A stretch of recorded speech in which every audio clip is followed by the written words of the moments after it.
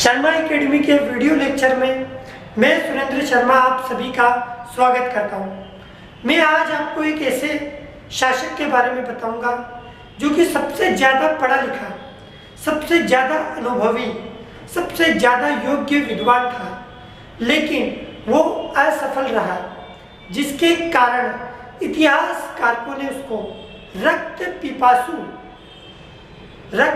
पिपासु, पागल, अधर्मी तक कहा, अधर्मी रक्त पिपासु तक कहा। उसका नाम था मोहम्मद बिन तुगलक। तुगलक वंश के संस्थापक गियासुद्दीन तुगलक का लड़का मोहम्मद बिन तुगलक। यह सबसे ज़्यादा बुद्धिमान होने के बावजूद असफल रहा। इसकी असफलता के कारण इसकी योजनाएं थी। अब आपके दिमाग में क्वेश्चन चल रहा होगा कि आखिर जो मोहम्मद बिन तुगलक था, इतना पढ़ा लिखा, इतना विद्वान होने के बावजूद आखिर में क्यों असफल रहा, आखिर में क्यों उसकी योजनाएं असफल हो गई, उनकी योजनाओं की असफलता के पीछे क्या कारण था, तो वो सब मैं आपको बताता हूँ। सबसे पहले मैं आपको बताना चाहूँगा कि जो मोहम्मद बिन तुगलक था, इन्हें एक योजना चालू करी थी, दौलताबाद राजधानी परिवर्तन। मतलब पहले जो तुगलक वंश की राजधानी थी वो थी दिल्ली। क्या थी? दिल्ली। एक इतिहासकारक है बर्नी, इतिहासकारक एक कौन है? बर्नी।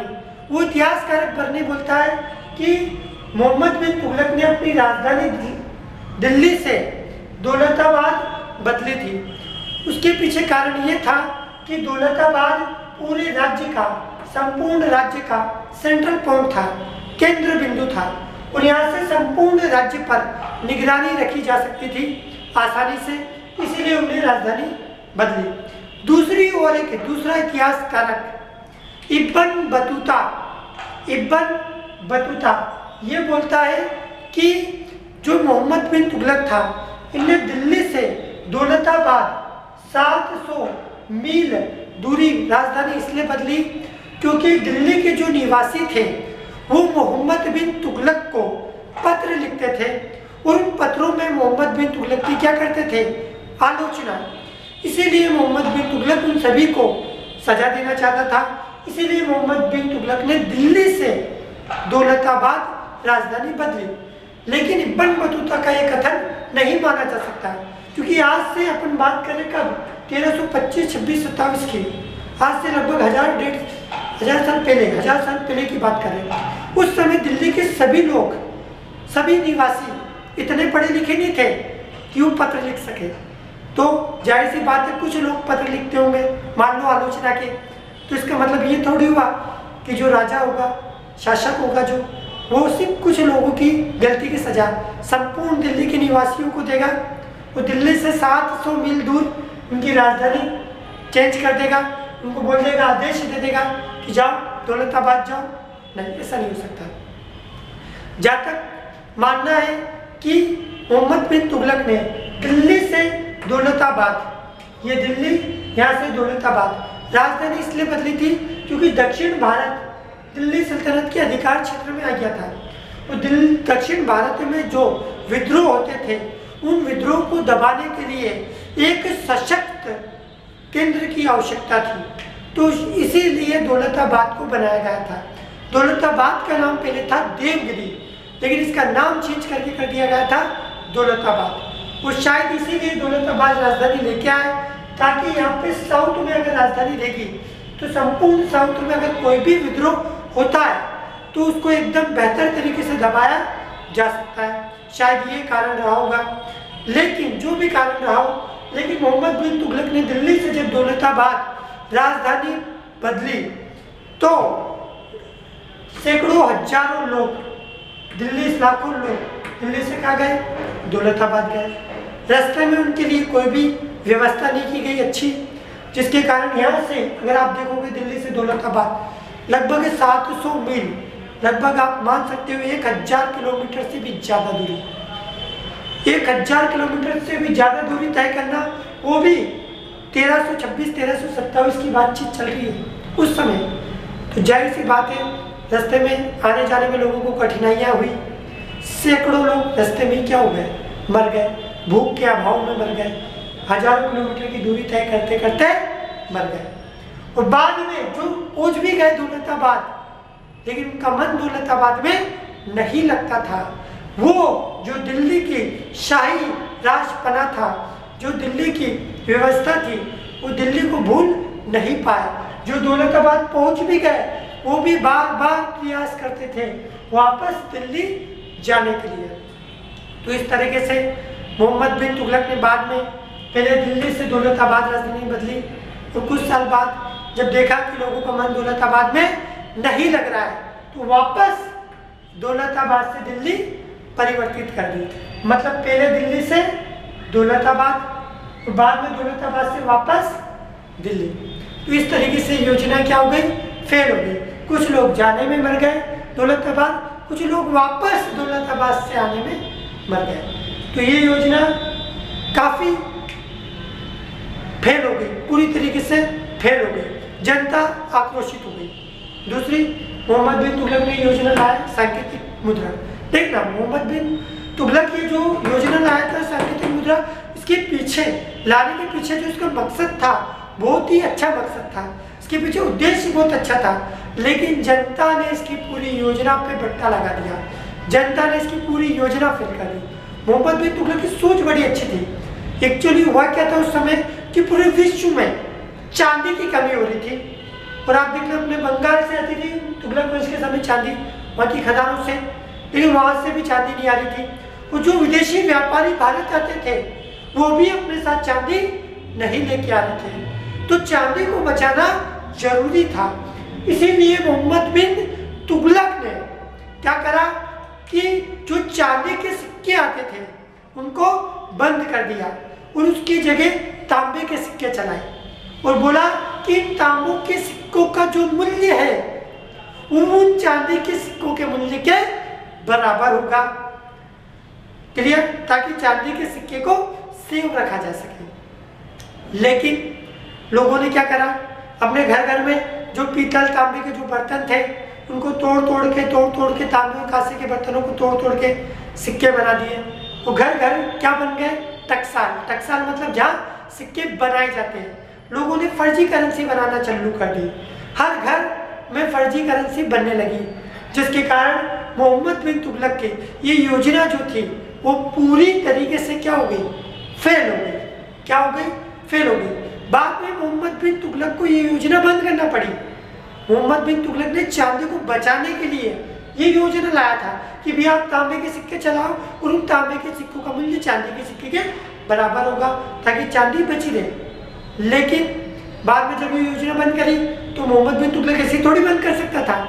मोहम्मद बिन तुगलक ने बोला जितनी भी चांदी के जगह जो तांबे के सिक्के चल रहे हैं वो राजकोष में दे दी जाए, उनकी जगह चांदी के सिक्के ले लिए जाए। तो जो बची कुची चांदी थी राजकोष में वो भी क्या हो गई, चली गई। तो ये योजना भी क्या हो गई, फेल। दूसरी, खुरासान अभियान। खुरासान इधर आता है, आप देखना।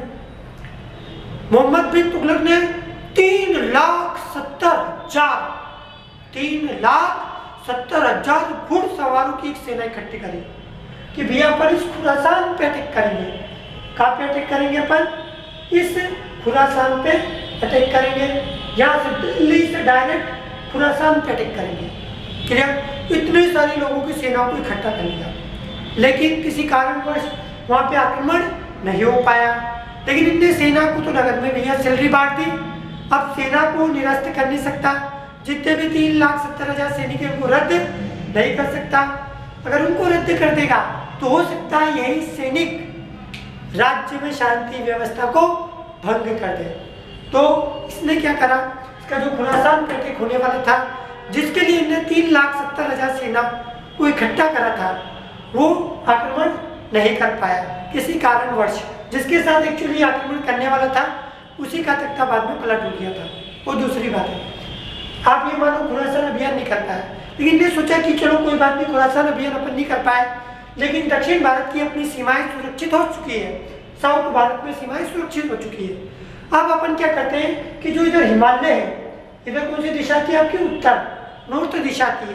तो अपन क्या करते हैं कि खुरासान अभियान के लिए जो सेना अपन इकट्ठी करी थी उसी सेना की अपन पोस्टिंग कर देते किधर, इधर उत्तर भारत में, इधर उत्तर हिमालय में पोस्टिंग कर देते हैं, ताकि जो चीनी आक्रमणकारी है जो भारत में आते हैं, राजपूत शासकों को जो परेशान करते हैं, कम से कम वो नहीं करेंगे, वो सेना की भी अपन पोस्टिंग इधर कर देते। तो इसने क्या करा कि जो सैनिक थे, कुछ सैनिकों को कहाँ पहुँचा दिया, उत्तर भारत में, हिमालय में, चीनी सीमा जो लगी थी उसको सुरक्षित रखने के लिए। लेकिन ध्यान रखना, जो मोहम्मद बिन तुगलक के सैनिक थे, ये मैदानों में जंग लड़ने के लिए पूरी तरीके से सक्षम थे, लेकिन पहाड़ी इलाकों पे इनको युद्ध करने की ट्रेनिंग नहीं दी गई थी। पहाड़ी इलाकों पे क्या युद्ध की रणनीति होती है वो इनको प्राप्त नहीं थी।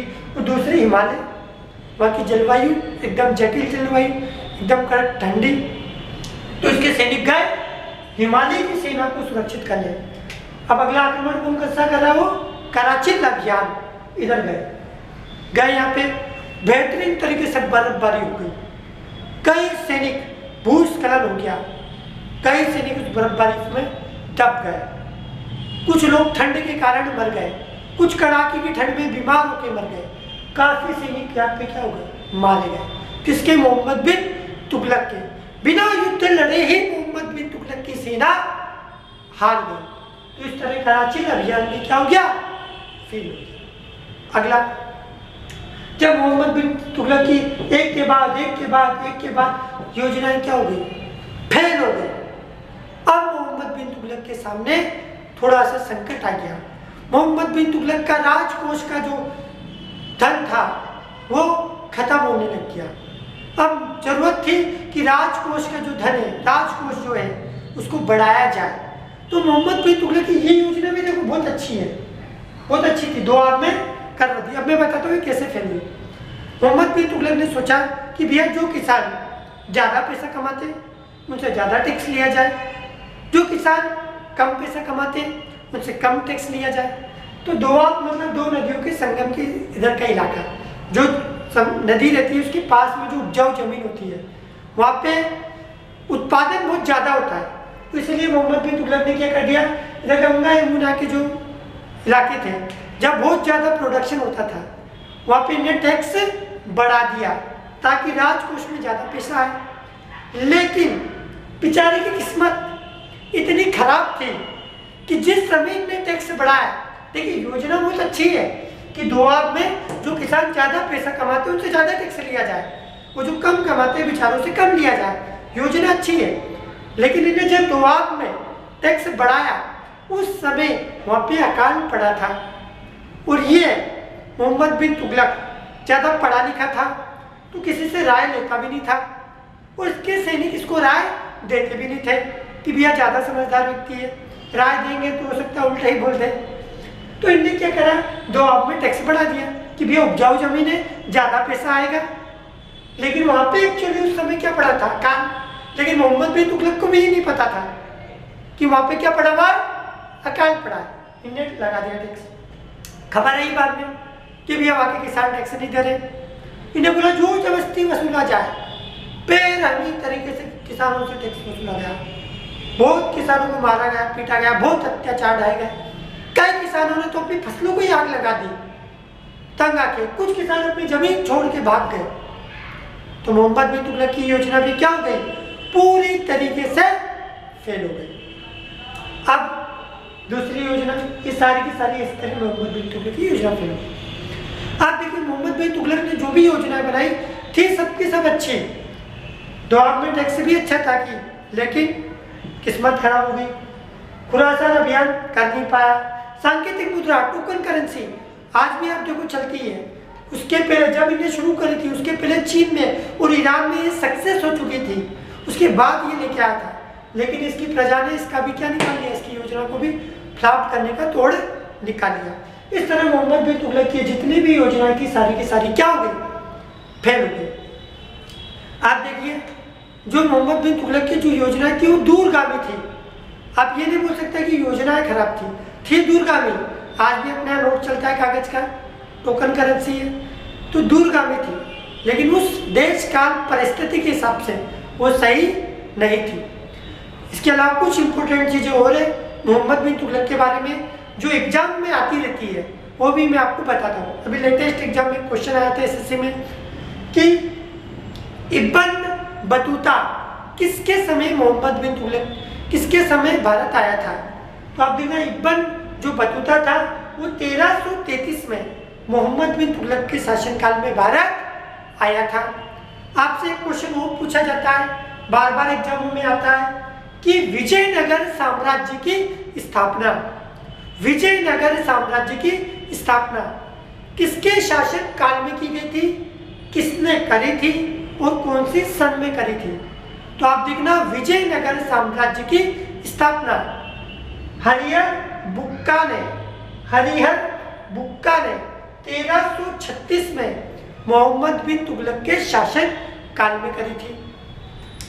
आपसे पूछता है रेहला किसकी रचना है? तो ये भी किसकी है? इब्न बतूता की रचना है। आपसे क्वेश्चन और पूछा जाता है कि कृषि व्यवस्था को सुधारने के लिए किसने एक अलग से कृषि विभाग का गठन करा था? तो करा था मोहम्मद बिन तुगलक ने। उसका नाम था अमीर-ए-कोही।